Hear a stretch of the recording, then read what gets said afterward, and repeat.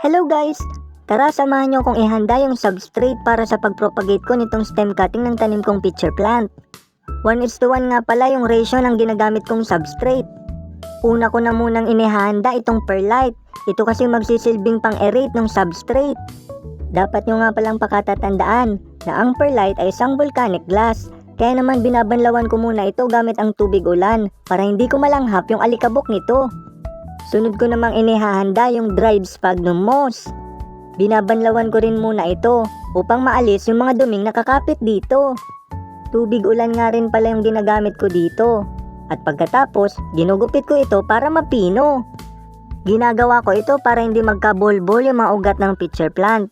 At nang sa gayon, ay mabilis kong maihalo yung perlite.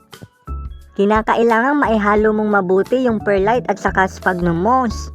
Saka mo ito ilalagay sa pot na gagamitin mo. Huwag nyo nga palang pakasisiksikin yung substrate sa loob ng pot. Nang sa gayon, hindi mahirapan yung mga ugat ng pitcher plant. Mag-upload ako ng update after 1 month. Kaya naman huwag nyong kalilimutan na i-follow ako. Ito ang inyong Bicolanong Hardinero Plan Kuya. Happy planting sa inyo!